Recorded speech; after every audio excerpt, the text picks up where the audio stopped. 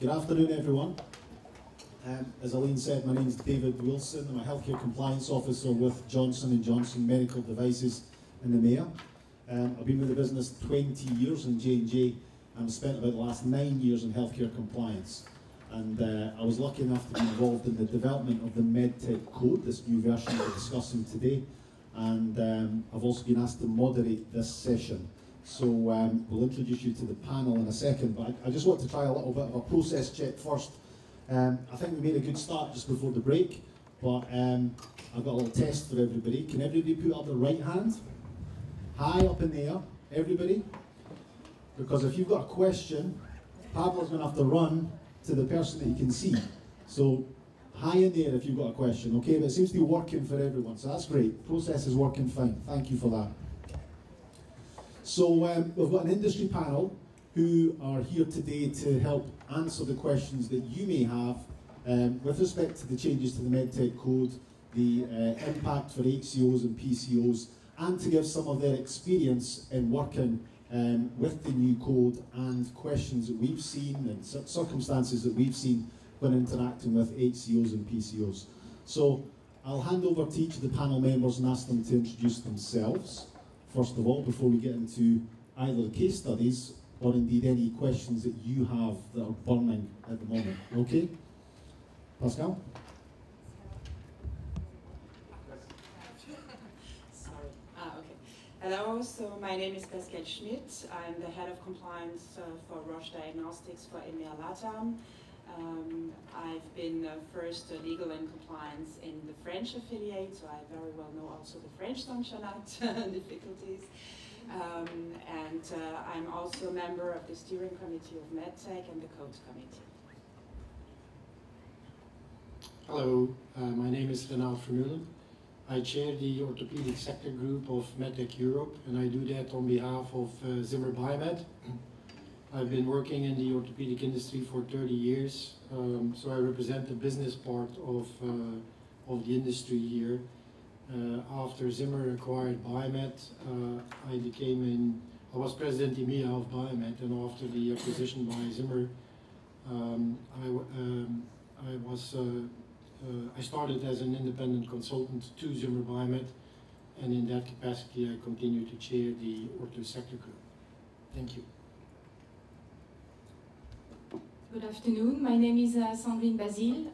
I am the head of Medical Affairs and Market Access for Boston Scientific, which includes medical education. That's why I'm very much involved in this MedTech code change. I am, for Boston Scientific Europe, the sponsor of the MedTech code implementation for all the divisions.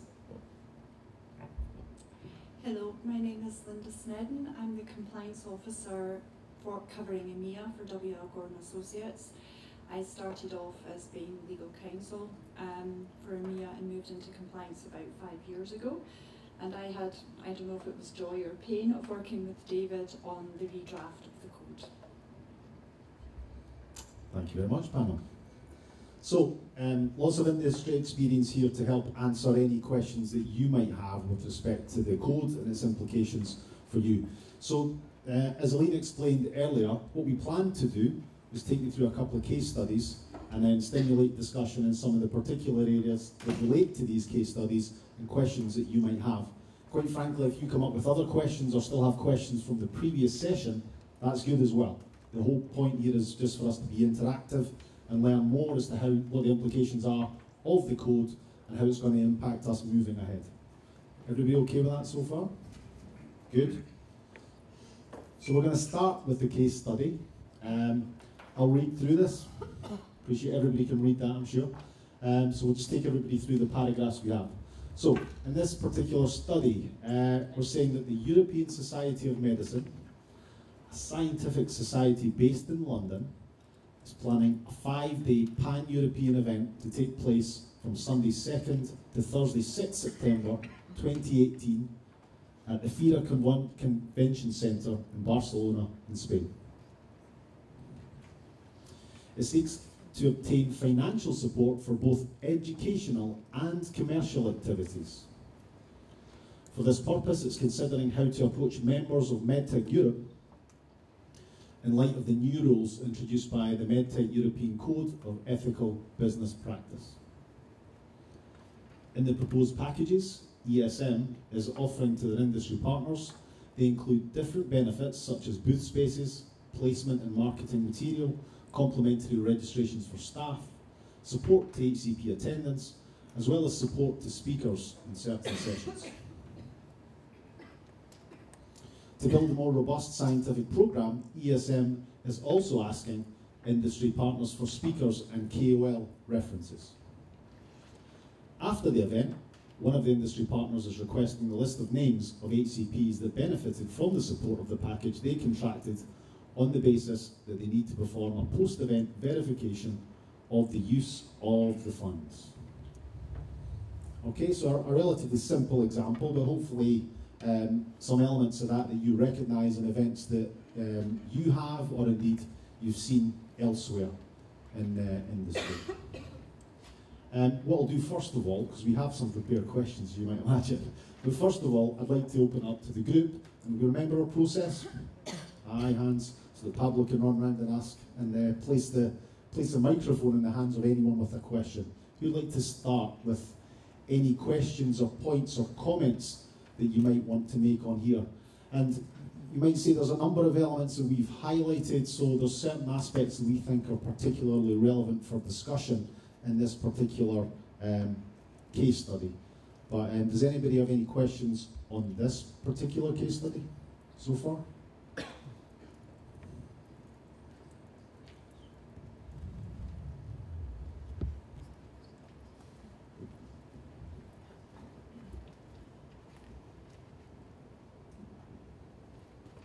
Just one question about the timing, just because you said before that Eucomed was modifying the summer season, and it goes now from June 1st to September 15th. So in our society, we planned 3 years in advance. We have exactly the same dates in Nice. So what is now your decision? You know, if something is planned already, announced already, and now you change the rules of the game. Pascale, do you mind if we'll start with yourself? Any comments on seasonality and location? Okay. So obviously, it's always a question, I would say it's a question of perception. So how would it be perceived? It really depends on where the audience comes from, right? I remember a congress that was taking place in Nice, where you had attendees from Maghreb, from more the southern part of Europe, or from France. And then Nice can be a justification for this kind of location, because obviously this is where, close to the airport where the people land. But you would always have to put this into perspective. And if you take, if you take Barcelona, Barcelona is also a city that is very nice in the summer season. It would not by itself, I'm looking at Christine, but it would not, it would not by itself exclude a city. But if you would now tell me you do that in a small city like, I don't know, Cassis, or in a very nice location close to the sea, where you don't see a good rationale behind for the organization of the Congress in this location, then of course probably you would be challenged. I just wanted to say that in your case you're kind of safe. Obviously the rule is not a new one. It's just that we never really put a date for the summer season, but almost all of you know that summer locations were not appropriate as such. And Barcelona doesn't really fit into that description. So.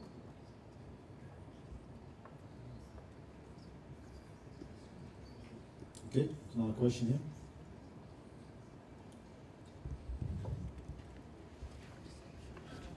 Hi, Jenny, and it's from ESCA. When you're talking about commercial activities, so financial support for education commercial activities, that would be using any money gained to cover organisational costs, help support the organisational costs of the event? It's a great question. Renaat, would you mind picking up on that? Well, certainly our company keeps a clear distinction between sponsorship, booth space, and the likes, and anything which is educational grants.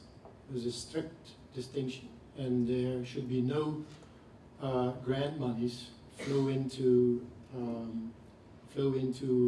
general organization aspects, nor, which we find very important, nor should any grant money result in making a profit for the HCO or the PCO. So the grant money is educational, sponsorships, booth space, whatever, something different. So the case of a marketing service, so I'm a company, I've paid 20,000 euros to have my logo on a banner. We all know it doesn't cost 20,000 euros to put a logo on a banner and produce the banner, so that 20,000 euros will go into the pot of money. And anyone from the HCO world will know that we rely a lot on that kind of money to help run events. So if something is that sort of grey area of marketing service, how does that fit in with all of this? Perhaps a delegate bag or something is a bit different because money will be paying to produce a bag or paying to produce a land card or that sort of thing. I'm thinking that sort of grey area of marketing services. But there is no difference between how that was in the past and how it will be in the future. The grant money for the educational grant is exactly that. All the rest is the commercial agreements as they stood before, and it will be a negotiation between the parties on how much sponsoring a company wants to do for a certain event. Certainly I can tell you that on behalf of this company, that the principle is going to be that there should be no essential difference between the medical education money and sponsorship as a whole will not differ too much from what it was in the past. So, I mean, it's not because we separate things and we have a different system that all of a sudden there's going to be much more money available. I mean, there will be scrutiny on all levels. I can actually add to that a little bit. I don't know if Sandrine or Linda, if you've an example, but how does fair market value play into your evaluations for supporting third-party events?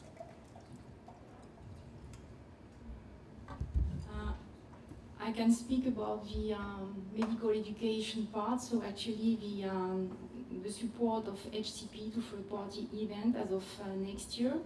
So first, to follow up on the last question, we have a desire to separate indeed the commercial activities from the HCP related activities as of next year to be fully compliant with the code. And when it comes to what is the fair market value per HCP to participate in a congress, I can speak by experience because this is what's happening at the moment to be prepared for the congresses happening next year in Q1. We're meeting with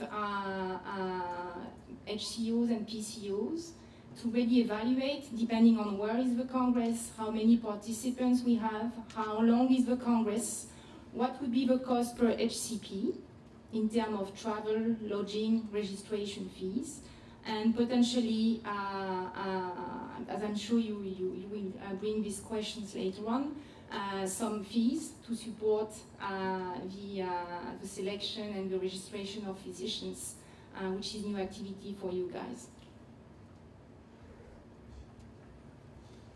Linda, do you have any experience from a commercial perspective? Commercial at the moment is something that we're actually about to put into our fair market value process, and we're going to do that, I can tell you, on a global basis. We already have a grant system. We went live 3 years ago, I think it was. And we are now looking at how we manage commercial activities, and it is something I would agree is coming under scrutiny.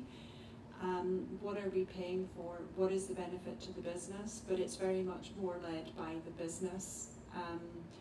And you know, from what I've been told, there is a global tool out there that we can all use. I don't know if I believe maybe if I can just add one point. Maybe that what would help us also to help you is if we could separate the packages. Today we have the sponsoring, you often have the golden or whatever sponsoring package that includes for a global amount a certain number of activities, which we see here, for instance, and it can mix commercial activities like banner, logo, booths, congress bags, together with educational activities. And as you know, as of 2018, we will have to disclose the educational grants that we provide to you. And in order not to mix both elements, the commercial part is I would say, confidential contract between the company and the HE or the PCO that is submitted to commercial negotiation, and the educational part is something that we are going to disclose. So, and we discussed today, and also within the MedTech group, that we will provide support to you to enable you better identify what is education, what is sponsorship. But it would be good if you could make a separation between these two packages. And also, in some of the companies, maybe not in all, but I can tell you within Roche, for instance, these are handled by completely separate entities. So the education part, like Sandrine just said, is handled by the medical affairs team and goes under the scrutiny more of what is the scientific content of the Congress, who are the speakers at this Congress, what is the added value also for our industry, and the commercial part is really more where indeed we want also to attract the customers. So, and if I can give just a couple of examples, what you can have in the sponsoring part, you can have the banners, the logo, advertisement, booths, Congress bags, I saw also DVD with a summary of the Congress, the satellite symposia, of course. And then on the educational part, this is really the support for HEP attendance and for faculty. And the money that we provide to you in the sponsoring contract should not be used, I would say, to circumvent and invite HEPs to attend. And on the contrary, the money that we give for the education part should of course be used for this part of the Congress. Maybe just to add a little comment on fair market value from my perspective. Certainly within Johnson & Johnson, what we've tried to do is develop tools at country level to compare similar sized events over a period of time to try and understand what is normal in terms of how much you pay for things like booth space or advertising, etc. And in the example that you gave, 20,000 euros for a logo to be on the wall, I would hope that someone would flag that and say that doesn't seem like fair market value in those circumstances. So, and I think that's generally how industry is going, that we should all be challenging the promotional content as well. I think it's fair to say that historically that's not always been the case, because simply we receive an invoice for a value and the perception was, well, that's what it cost. But now we're getting much more challenging on those values, because as we just mentioned, that may be a means to circumvent other funding activities. So it's something we're going to be looking at a bit more closely, and expect to receive those questions from industry if you don't provide the breakdown as to what are the different elements of cost, the separation as Pascale was suggesting, and indeed, if you just have a headline promotional cost, we're going to come back and say, well, what does that actually include? Where does that cost come from? Just so we're very clear, transparent, and it's simply so that we can be clear if we are challenged as an industry to say, this is what we understand we were paid for in this circumstance. Thank you. Question on the right side?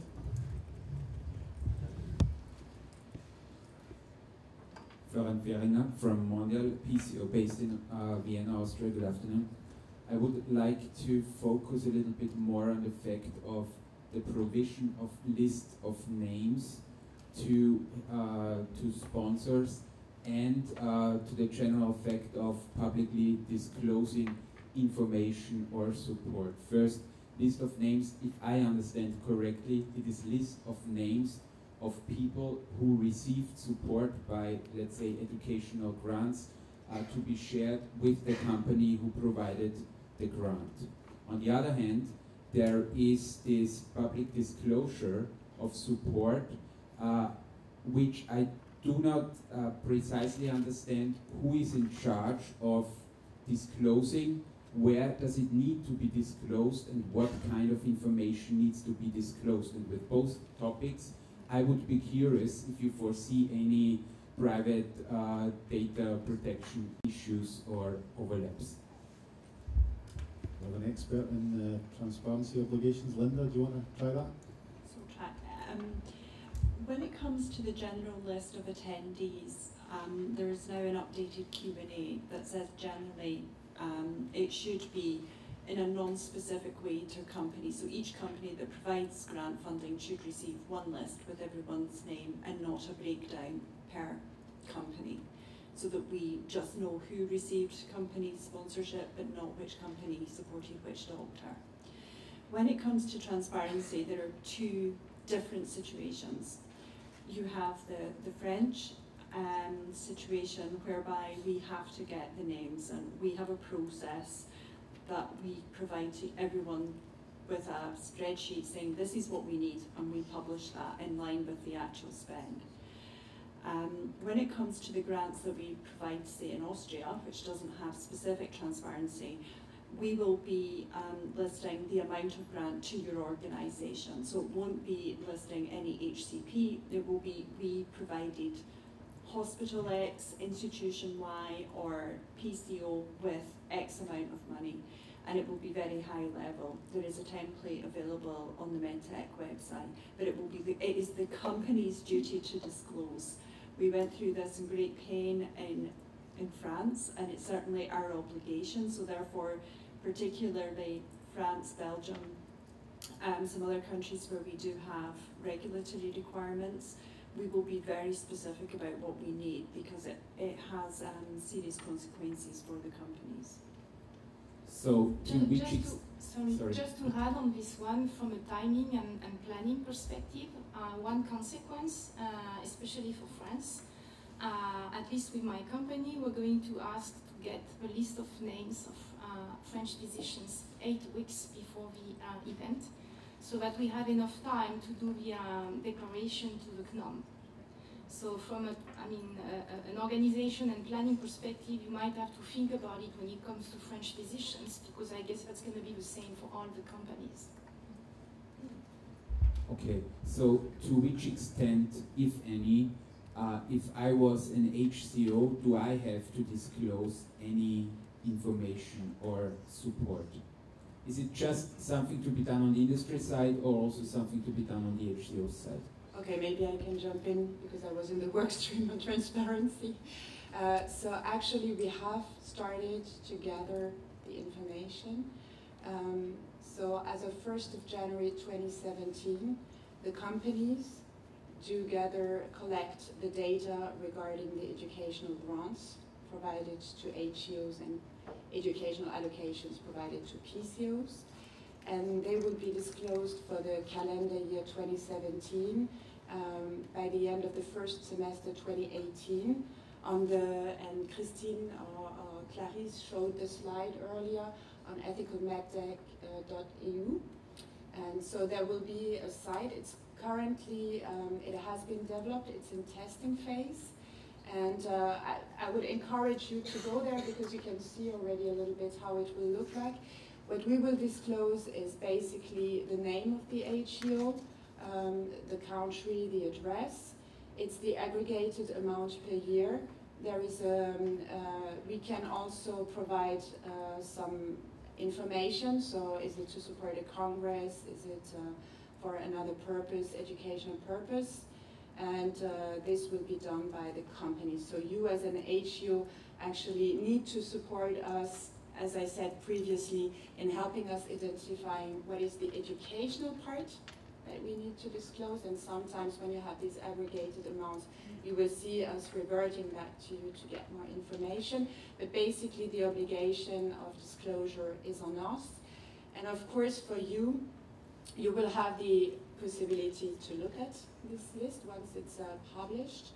And if you do not agree with the one amount, or if you have any questions, you will have also on the site contact points identified by the companies where you can address your questions.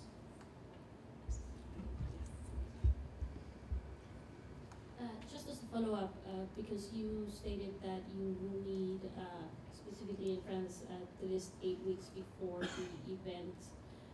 How do you handle no-shows? We have a lot of no-shows. Very good question. And that's not new, it has always been the case. So what I've been told is that when it comes to provide a list of physicians to the CNOM, it's not necessarily the 100% list of physicians participating. So we have a bit of flexibility. So we will provide as much as we can an accurate list of physicians. If it happens that some physicians are not coming, not showing up, we will update post-event based on your feedback the list of physicians to make sure that we are fully transparent when it comes to the declaration. Can I ask a follow-up question on this? Puts a lot of extra work on the side of the PCOs and the HTOs. There's a lot of stuff that now has to happen on this side. Is there help with the resources that's worked into the grant, and if so, how is that going to work? I can speak about the experience we have so far. So what we have seen talking to some PCOs mainly so far, some PCOs are asking for fees to support, I guess, the time spent on screening and selecting physicians. And some PCOs do have as well some registration platform that help physicians to register and to manage the logistics. So those fees are made to support this extra work, whether this is in system or in resources. That is, of course, a consequence of this new way of doing things. Is there some sort of average or list of numbers that we're talking about? Is there an industry standard? I cannot speak for all the industries. I can put a number in the air. It really depends on the service behind the fees, right? So that's the first thing. If you want to start thinking about a fee to support the additional work, you have to think about the type of service you provide and be clear on what does it mean. So when we get requests for fees so far, we always ask, what is it for, right? And based on the answer to that question, the percentage might be different, right? So that's something you have to think about. The market will do its work there, I think, right? I think one thing to bear in mind as well, that while historically companies did direct sponsorship, often we would have background costs to say supporting healthcare professionals to attend events. You know, we would maybe pay an agency, for example, a travel agency, there'd be agency fees on top of that. So it'd be reasonable to say that if we're going to transfer that responsibility to an HCO, that there would be a degree of agency fees on top of it. It just needs to be transparent, quite frankly.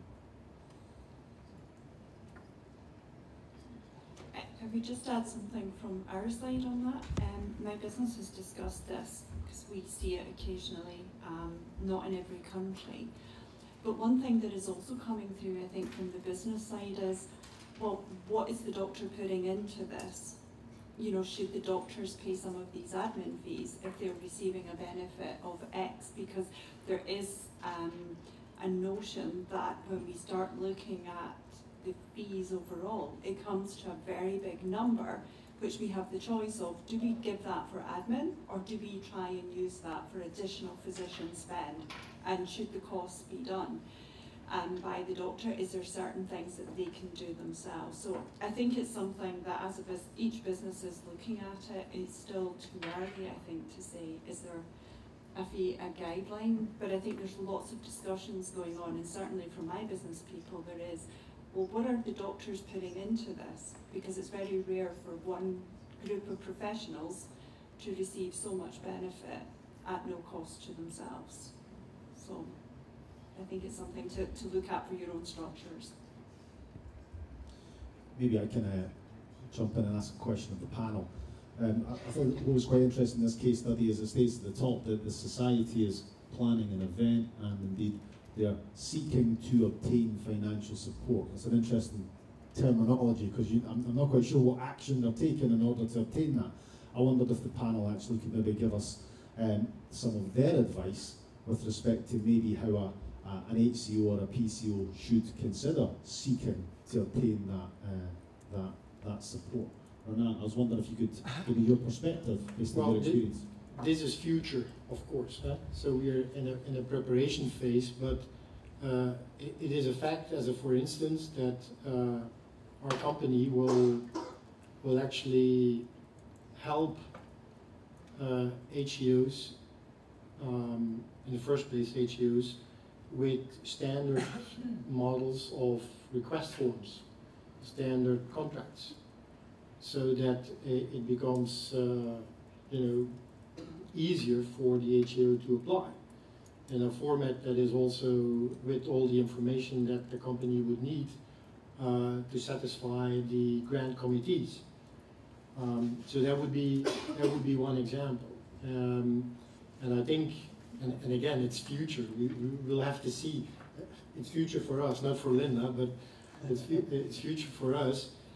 We will have to see how that really pans out. If the HEOs or institutions, for that matter, can be individual institutions or hospitals, will use these forms to apply for the grant. And are you aware of organisations working across industry to move forward with an initiative to support a particular event? And we were discussing one earlier, for example, where one HCO was actually trying to get industry members together and discuss how that strategy should look moving forward. Is that a recommendation you would make for someone who's trying to organise a big event? The answer can be no. Well, I find it a difficult question, to be honest. I would need to think about it. I'm going to defer to one of our colleagues here. When it comes to the forms, I mean, certainly from our perspective, we have a standard form that you must complete. If for some reason you make a good effort and use the MedTech standard form, ours doesn't vary that much. We do accept that because I think each company does have its own educational strategy, and there's some information that we decide we need to meet our obligations. It's much wider. But I think there are just standard questions that are out there, and how we set our criteria will vary. I think on your point on industry or organisers trying to set the grant conditions for industry, we are involved in 3 or 4 discussions just now. We can see the advantage of it, but there is a real disadvantage when we receive it's this or it's nothing. Because actually, if it doesn't meet our educational strategy and doesn't meet where our business is going or trying to go to through this educational event, then it's unlikely that we will move forward. I think so we have a separate grant committee that purely looks at educational grants, as everyone probably will start to do. We all have to have independent committees. We implement our business strategy. So we do have a degree of independence, but we have got to meet the needs of the business. So if we get a proposal that doesn't meet the needs of the business in our educational strategy, then that means we will not interact with that PCO. It doesn't mean to say we might not support that event. There's the commercial package. We may find another route to doing it. So I think it's a balance that we will all find as we work, because we as companies have to make it meet our educational strategy. We have our legal obligations we have to comply with. And so it's very difficult for us if we are faced with it's take it or leave it, because then we may want to try and engage with you, but if we don't get an engagement, it can be hard. And I appreciate you're on the other side, you may have 10, 20 companies all looking at different things, and this is going to be a balancing act. We have to accept that it's not perfect for either side, but I mean, certainly for us, we are having to look at what are we trying to do with our educational money. One of the things I think that grants introduces much more strongly within companies is the setting of our educational strategy and what we're doing. So we now have a document that we are aligned to, and if we get a request in that's not aligned to that, the grant committee will simply say no. So then you're back to am I going to get individuals coming? So I think it's something that as we get more and more into the grant system, there has to be flexibility on both sides. Good. More questions? Lots of questions this side. Hi, it's Katie Brunt from Viva Medical. We, as a small PCO, we are advertising the availability of educational grants on our website. Are we permitted to list the name of the industry partner who is providing the grant? And if so, can we list it individually on sort of unique pages per industry partner, or does it have to be a collective, you know, we are offering educational grants by various companies?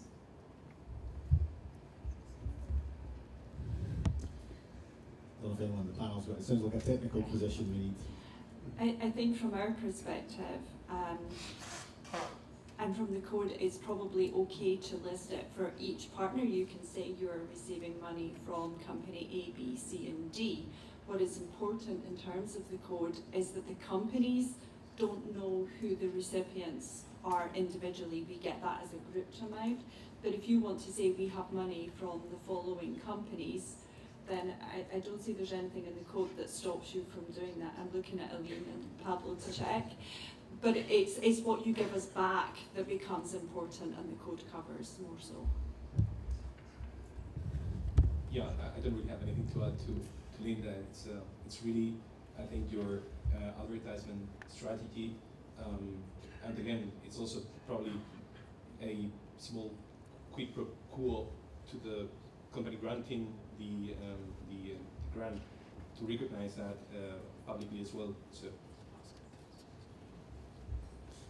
For me, one of the important things to remember is, in principle, we're making educational grants for educational benefit, not for promotional purposes. So I would agree that, personally, that, you know, to understand which companies, groups of companies may have been involved, but certainly the indication of an allocation of a particular fund to a particular individual would be something we want to avoid.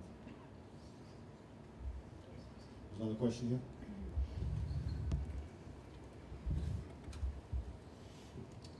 Hello, I'm Adrian from EFORT, Orthopedics and Traumatology. Do you understand correctly that with the centralized process of grant application, the entire application process and negotiation from an HEO standpoint will be centralized? Or in other words, are some of the budgets will be redistributed in the regions? I can talk to, we work with a centralised budget, but we do allow for different types of events there to be a decision which we then reallocate per country. Personally, each country provides the grant with the grant committee with a budget for that country. We will decide, there is a degree of the strategy that says whether it's European or local, but that's an internal situation. We will negotiate separately with the HCOs and PCOs for specific events if it's one of our target events, rather than with an institution who has to follow that process.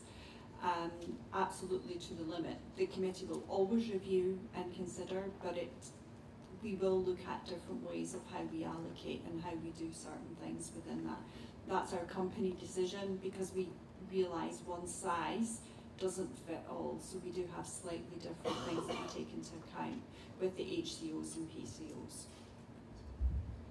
I guess the answer also depends on the type of event you're talking about, because we have in Europe big European events for which, at least for Boston Scientific, we would like to deal with one, with the PCO for all the countries. In the contrary, we have some local events in some countries for which we will have to deal with local PCOs or HCOs, right? So depending on, for us at least, depending on the medical education strategy by division and by country, by geography, the answer to your question would be different. More or less similar here. Countries will have the opportunity to actually organize more locally directed events, but larger events like EFORT will most likely be centralized in ZB. and again, it's the same in our company. For the larger events, usually we have a committee with members from the what we call business areas or division, with members from the countries, because usually it's located in a country, so we also have members from the countries and from the regions. And for smaller events, we could have it either organized by the business area, because it's in the core of a therapeutic area of interest, or from the budget of the affiliate and then organized together with the affiliate. So you would be able to have different stakeholders to address. But what is for sure is that we will separate between medical and commercial, the educational part and the sponsorship. And David, maybe you could comment for. Yeah, same as. For sure, we're separating commercial and educational. Historically, J&J has had budget both in country and at regional level. I think we're all going through as an industry an interesting scenario where we sort of decide, is that going to change? You know, are we going to move budgets more centrally, or are we going to leave things, you know, at country level? And I guess, you know, it's already been said that in some respect market forces will probably drive to the natural best outcome, at least the way that the business perceives it. I have to say that in J&J we're not making any strategic changes at the moment. Money's largely where it is, so if there's a large regionally identified event and there was budget there before, it's still going to be there tomorrow. And if there was money, something for an event supported in country, it's probably going to be there tomorrow. May change over a period of time. Thank you. One quick follow-up question. Providing that all your companies do not have a centralized budget for each project, would it be possible that a branch of your company based in a country which, let's say, does not report to the MedTech regulations could still directly invite HCPs, or let's say do not follow the code? Great question. Pascale, you want to start? So for Roche, so as a corporate member of MedTech, clearly also countries who are not in the MedTech geographic area will also apply the same rules. We have a specific approach for the US because they're under the AdvaMed code, and it's always a little bit specific in the US. But you know, I wanted just to say that generally speaking, if you look at the environment, how it's changing, we now have the MECOMED code in Middle East. We have the APAC Med code for Asia that goes exactly in the same direction with exactly the same timelines. If you look at LATAM, we now have at least 3 countries that go in the same direction. South Africa is also now going, Canada.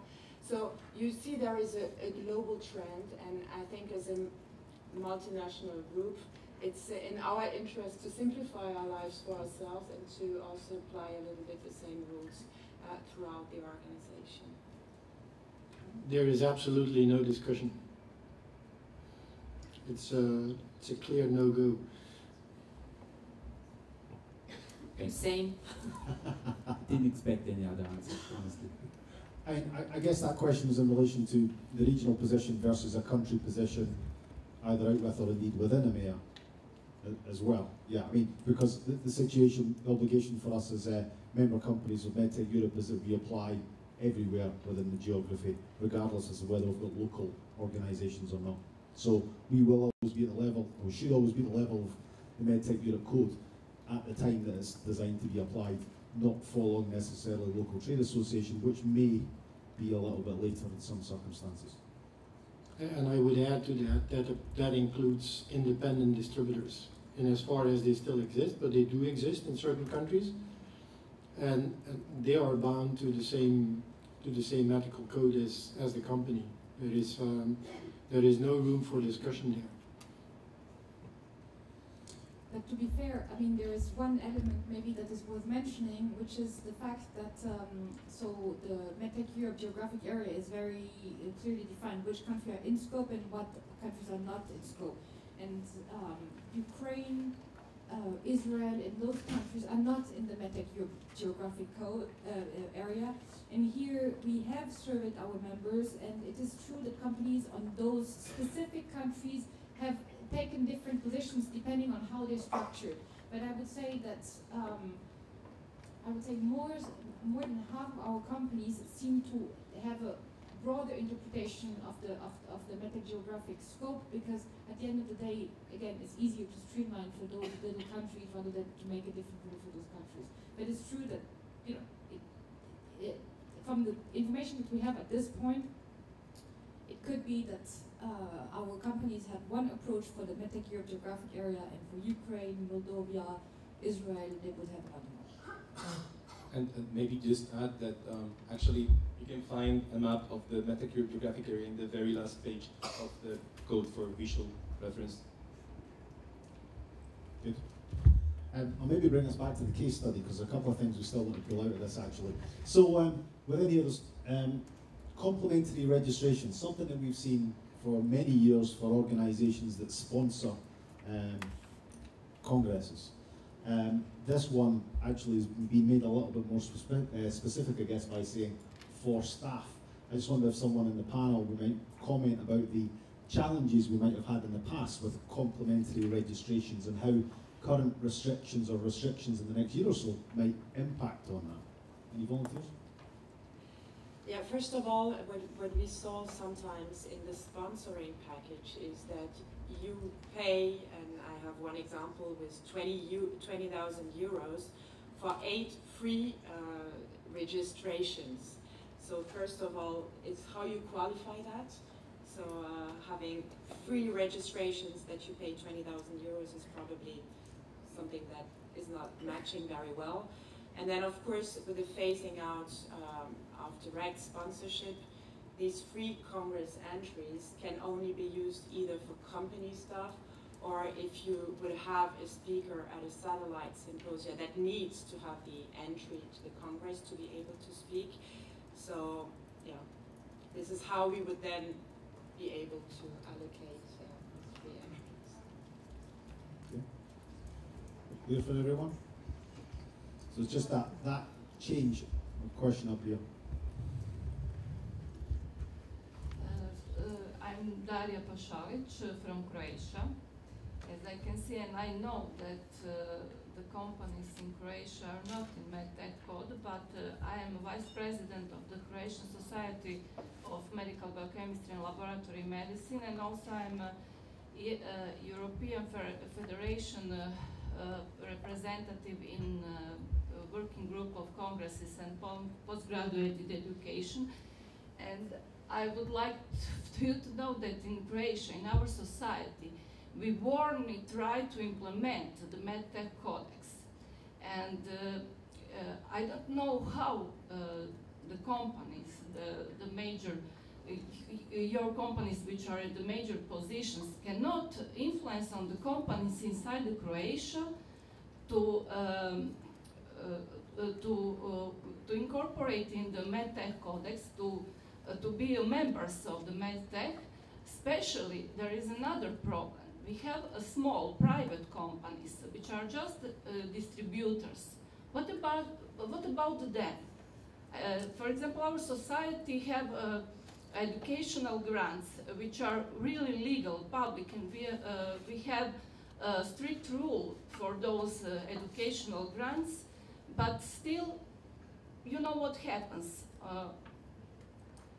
with the companies inside this area. And Croatia is also now the member, well, for almost 4 years, a member of European Union, for example. And maybe first of all, one point is that there is no national association in Croatia.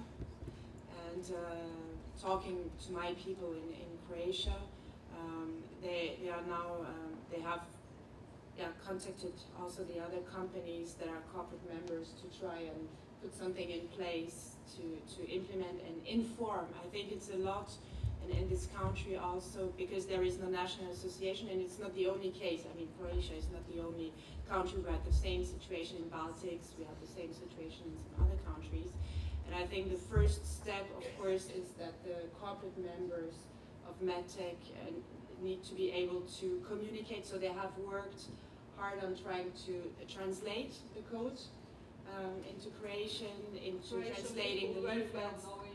And, yeah, exactly, and trying to inform the HCPs, the HEOs, the PCOs in the country to explain what is coming. But of course, it's a little bit more difficult if you, first of all, have a country where you have many companies operating through distributors. And even though we try to make sure that the distributors comply with the MedTech code, as you said, sometimes you don't know what happens in real life in the countries. But also, I think this lack of coordination is not helping due to the lack of national associations. Any other comments or recommendations anybody would like to make? I mean, maybe I can comment on the distributor part. The code specifically provides that companies need to ensure that their distributors apply by the same principles, but obviously it really depends on what kind of relationship the company has with the distributor, because there are situations where a company has complete control of what the distributor is doing, and then there are certain cases where the distributor is distributing products for 20 companies, and 19 companies could be non-MedTech members. So obviously the capacity to control what the distributor is doing can vary greatly according to a specific country, a specific setup, a specific sector. And so that's where indeed there needs to be a reality check about what's possible and what's not. Having said that, I mean, all our distributors go through due diligence, and as part of that due diligence, there is also the compliance training and what have you. So we definitely practice the principle that a distributor is at par when it comes to ethical standards with the direct organization in our countries. We simply cannot afford anything else. Okay. Question here? Thank you. What about a company asked by scientific societies to support the prize for the best 10, 20, best abstract during a congress? Is this possible? And about the names that are clear, who will be the winner? Are there any problem? Anyone have any experience of that type of request?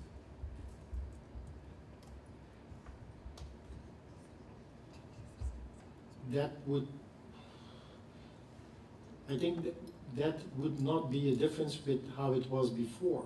Probably I would, to make sure, I would probably run it via my compliance committee. But I think it could be part of the more commercial package, because we try to separate really the educational grant and the package for participation of the HCPs, as opposed to all the rest, say. Also, if the prize will be the registration, the accommodation, etc., for the participant who will win the prize for the best actor. I mean, maybe just from a code perspective, I think it's not, the code is not saying anything about it. I think then it's more up to the company to decide what's the position of each company with regards to such a package. Yeah, we've looked at packages like you've described, and it really depends on what's on offer, and we have to make sure that we're not involved, but we have done some support package. I don't think we've done any recently where the prize is to a congress. I may be wrong in that. But we certainly haven't put it through our educational grant system. It's been dealt with through our normal grants. and related to the commercial package. But we do look at supporting things like that, and it really does depend on what's on offer to make sure that we're not involved, we don't know the name in advance, so that it's it's random and open to everyone. But this kind of participation or sponsorship is considered a commercial sponsorship or a educational grant? I don't think we as a company haven't absolutely decided.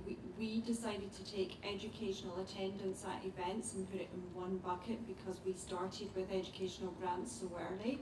We're now looking at how we manage what we call our other types of grants and whether we add that to the committee or we do other things. So it's something that we're working on, but we took a decision only to wrap within our educational grant committee attendance of third parties directly to congresses.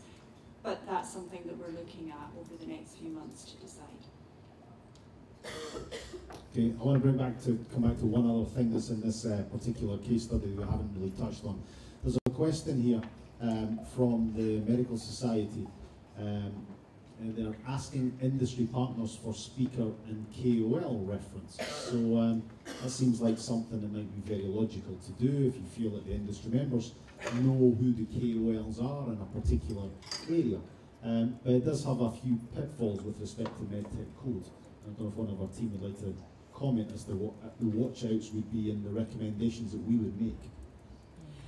What we see sometimes now in the sponsoring package is that you pay to have the right to have an industry-sponsored session where you can select the faculty.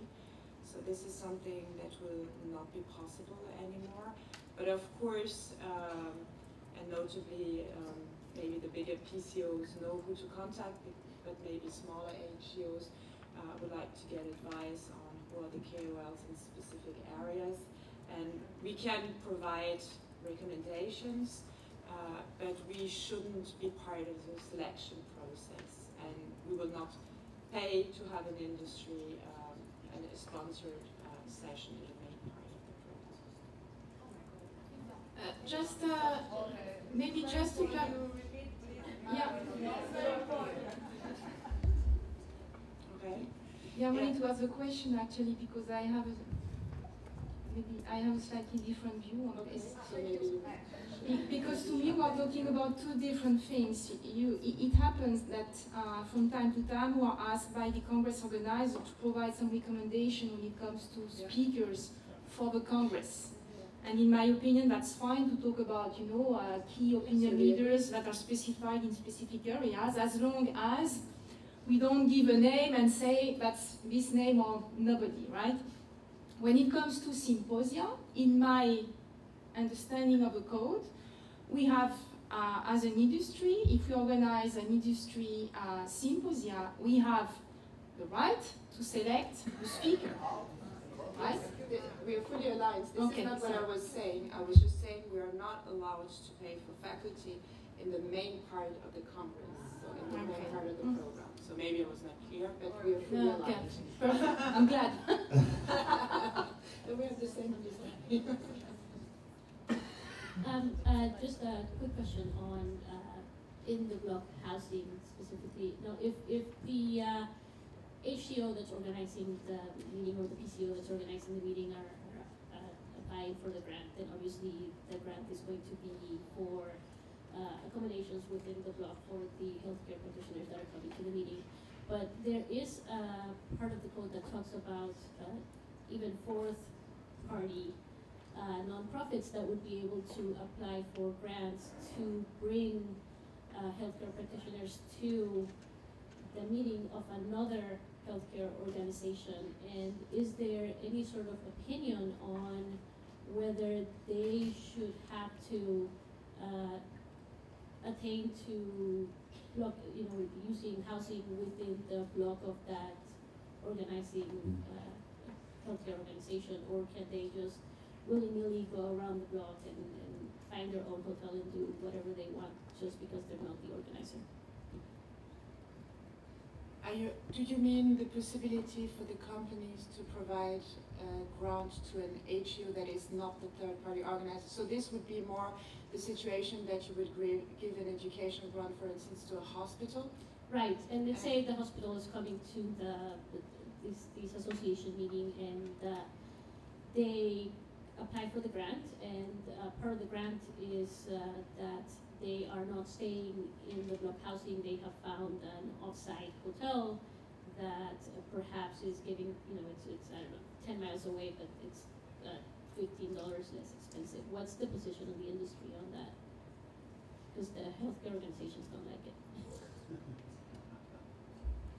I can say we leave it up to the hospital and recipients to decide. I think we've seen from the institution level, they have their own internal codes that perhaps weren't strictly complied with before, in the sense of maybe our housing blocks would not be appropriate for them. But if they want to use a housing block, we certainly don't object to it, and if they choose to go elsewhere, it really then comes within the codes and internal rules and regulations of the receiving institution. But we don't put any particular restrictions on that. One question up here, I think. We're going to actually attempt to flip over and show you the second case study very quickly as well, because we know we're running out of time. There's a couple of points I want to bring out of that as well, so you can be brief if that's possible. Ashraf Amur, PCO, Sweden. I'm looking at the case study here, and I saw a lot of details and a lot of discussion regarding the engagement. But who is benefiting in the bottom line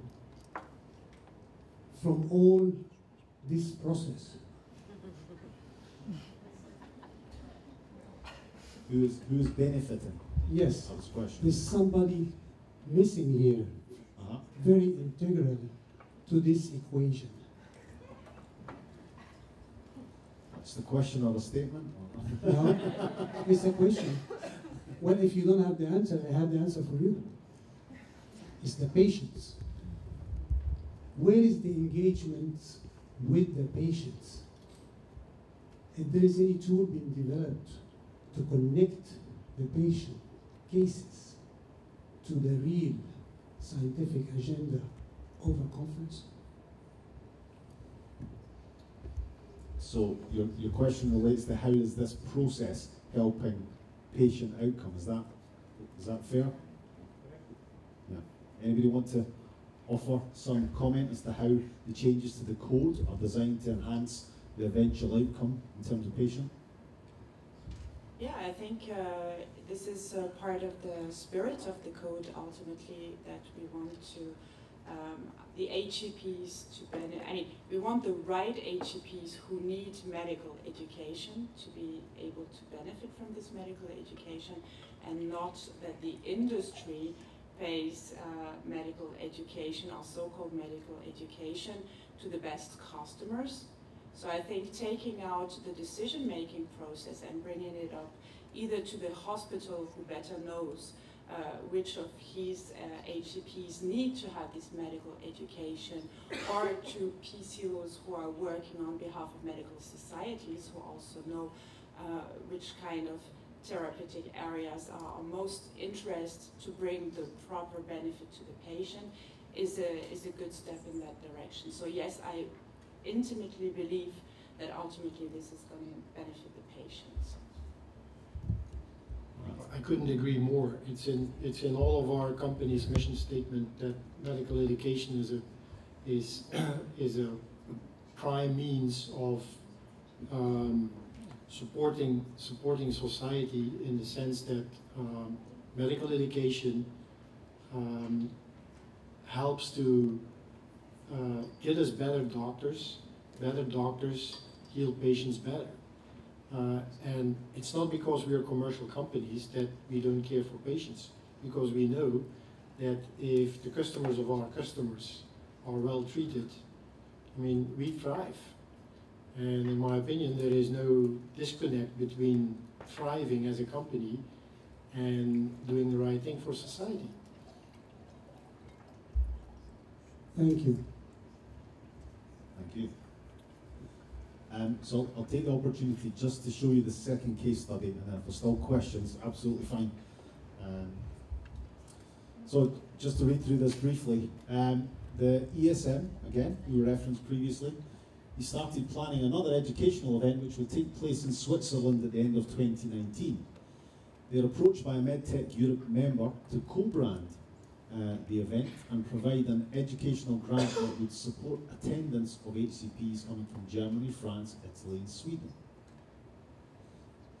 The event will still be designed and driven by ESM, who has, however, outsourced the organisation of the event to a local PCO who will be the recipient of all industry financial support.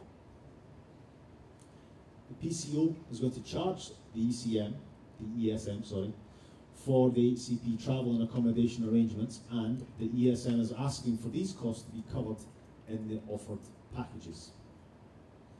And finally, later on, another industry partner interested in supporting the event, but who was only active in Italy, approaches ESM to see if it would be possible to restrict their support to Italian HCPs, and more specifically to those that practice medicine in their specific sector of interest.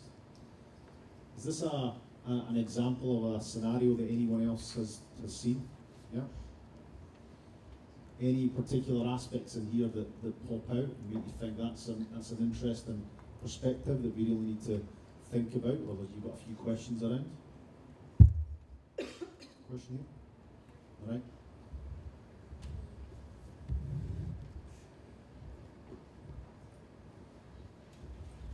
I'm Charlotte from Medical Press, PCO in Belgium. For the last point, can companies still do that? Because here in the booklet you say that they cannot have an influence on what happens with the funds of the grants. So I think we would disagree. We can set criteria within our grants because we have a restriction that we can only support people in our therapeutic area, and we can, I think, restrict areas. We can't get it down to such an extent that we tell you we want, one doctor from hospital A, B, or C. But I think we can quite legitimately restrict areas to perhaps regional level, and also on the therapeutic area, because otherwise we then start to get into other technical legal issues that we want to avoid. Yeah, on my side I would add that as a company we have a strategy for medical education, and usually, by division we look at what we do in-house versus what we do through third party. And it's very much based on, of course, our technologies, and where, if I think about the geographical area mentioned there, where we are having our specific innovation available, right? So when it comes to the selection of physicians, we are not selecting any more physicians by ourselves, but what's very important for us is that the educational benefit makes sense for both the physicians and the patient. So it makes a lot of sense for us, for a particular third-party event, to be specific when it comes to whether for us it makes more sense for physicians from France or from Italy or from Sweden to participate versus others. That's what we call objective criteria, right? So we are not specifically designating physicians, but we are giving some objective criteria when it comes to participation. So one piece of recommendation that I would have for all of you is to make sure that when you are entering into those conversations with industry like us, you have some ways to meet some objective criteria when it comes to selecting physicians from Italy, for example. Would you have a database or something that would allow you to do that screening? If it's not the case, it's better to talk about that with the industry you are talking with.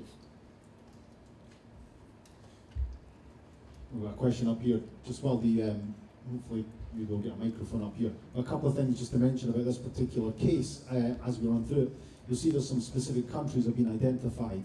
One of the reasons we put that in there is because as a conference organiser and we as company event organisers, you need to be aware of the different country legislation or regulation that may also apply. So there may be countries in your selected area that attendees may come from that have additional restrictions. So I think, for example, Sweden being in this particular example, we know there's certain challenges around educational grants in Sweden, for example, and there may be other countries that have similar challenges and issues.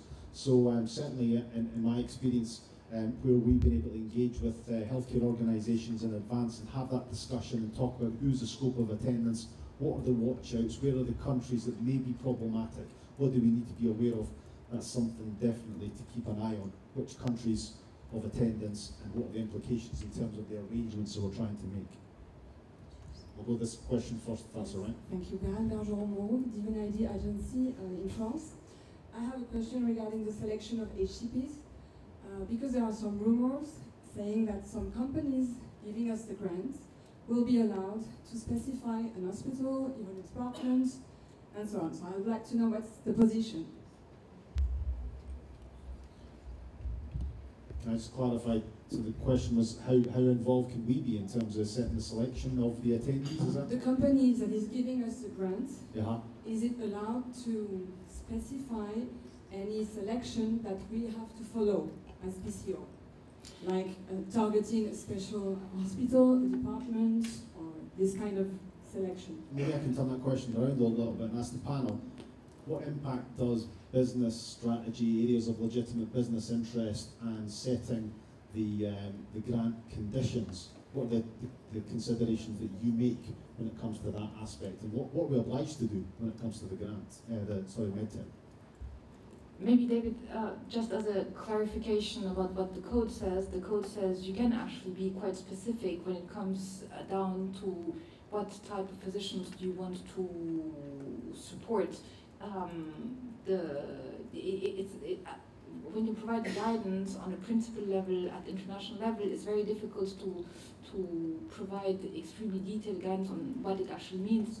But the bottom line is, if you can identify the person, it's not okay. If you cannot identify the person, but it could be a group of 4 or 5 people, and you know it's up to the HCO, PCO to select that 1 or 2 individuals within a group, is not a problem. So it's from a code perspective, we tried to write that principle in, but in reality, it's very difficult. So it could very well be that a company provides a grant to a hospital and says, I want that department, 2 physicians in that department to be supported. And in certain cases can be okay, and in others it will not. Because if the department is just 3 people, then it's a problem. If the department is 10 people, it's not a problem. So that's where the companies will have to scrutinize themselves and also see how it fits within their strategy. I have to say, from a company perspective, it's very difficult when we get into the departmental levels, because it then starts, sales should not be leading in the selection as part of the code, but as a compliance officer, I don't know my customers in particular hospitals where we have. I can do a selection, and I think it's something we in particular have struggled with, because then you start to get favoured departments, favoured customers, how much do we put on that? So personally, I have a real issue with getting down to departments and the specifics, because you have to know so much about that department. And when we actually give grants to institutions, it's so hard to even get accurate information from the institution as to how many people are working in a department. They might answer X, my sales guys will tell me it may be Y. It's a sort of big glaring gap in there. So I think getting down to the department level does cause for our company a lot of concern and an awful lot of work that adds to the complexity, which the grants take long enough. If you've been through our grants process to get, it takes about 6 weeks from start to finish by the time you have committees, do checks, etc. That would just add a huge amount of time to do all those checks. But if we come back to the case of France, because as you know we have special laws that oblige you to publish to give the list of physicians. Indeed, we may face a problem because, well, there is first the problem of the 2 months prior the event to send you a provisional list. And then what we'll do in the 2 months time before the event, because as you know, it's very rare that all physicians are getting organized 2 months ahead. So I think we're all facing the problem, I'm sure. So if the company gives us a grant and says you can only use it for, let's say, the French physician and a type of specialty, a therapeutic area, are we allowed to change the names after we've done after we send the provisional list? From our experience, we have a deadline with CNOM that we cannot interfere with. And it does cause additional problems, so that we do have a time frame and there's a degree of flexibility that CNOM allow us if it's within the same hospital. We can often have a change of name.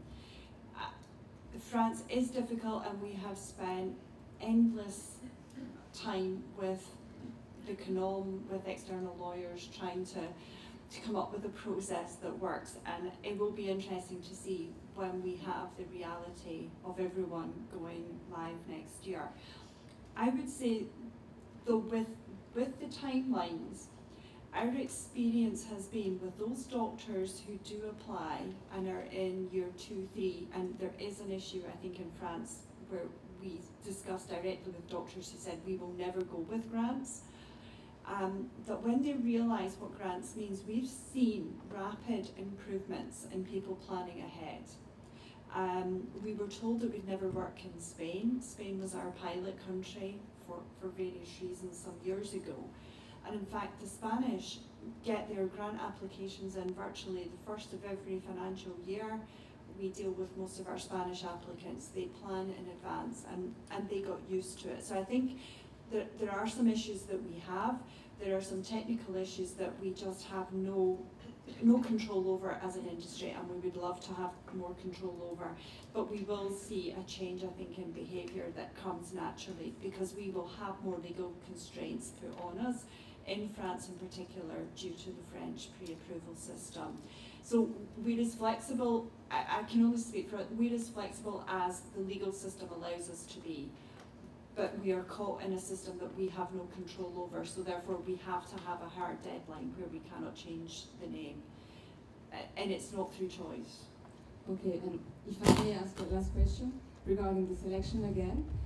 If we're getting grants, we are supposed to select the HCPs as we want, provided it comes into the criteria you're giving us.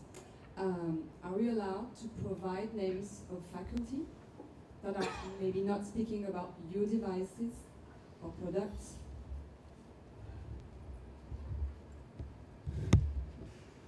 The educational grant can be specific. So we can say we provide an educational grant for HCP attendance, or we can say we provide an educational grant for faculty, and we can specify the area. So it really depends on the company, but I think most of the company would of course be interested that the, I would say, therapeutic area addressed through the grant is the one that we are working in. I was going to say similar to that. I would expect that we would be focusing on therapeutic area and maybe seniority of the individual rather than what products they use, quite frankly. That should never be a criteria for our educational grants. Yeah, but in the past, it was, for instance, something very critical, because some companies we asked about sponsoring for a faculty said to us, it's not possible for me to sponsor this person because he's not speaking about my devices. Yeah, it shouldn't be part of the criteria, quite frankly. In fact, you probably shouldn't even tell them who it is. They should be happy to see your agenda, agree that the educational content is robust and appropriate, and if you're looking for faculty support, it should be that with a reasonable breakdown as to what that cost is. Names should probably never come into it. And anyway, an educational event should not be should not become a promotional event where the products are addressed, right? Of course, but shall I understand, we can use the grant to sponsor the travel, accommodation and registration of a faculty? I think that depends on the terms of the grant that you're given, because we use faculty grants which are specifically to support the travel of faculty, and we have educational grants which are for the passive attendees. In the future, we may have a mix that say you can use three headcount for faculty, 20 for passive attendees. But I think that's part of your negotiation with the company. Okay, thank you. Okay, I'm going to disappoint a lot of people and maybe make a lot of people very happy, because we're going to have to draw an end to this session. But I'd just like to say to everybody in the audience, thank you very much for your interaction. I think we've had some terrific questions. I think there's many more questions to come potentially. And for anybody that is staying with us after this for the networking event, we can continue the discussion. So please stay on, come and ask your questions, and let's have further discussion. But personally, I'd just like to say thank you very much to our panel this afternoon as well. Thank you, Brian.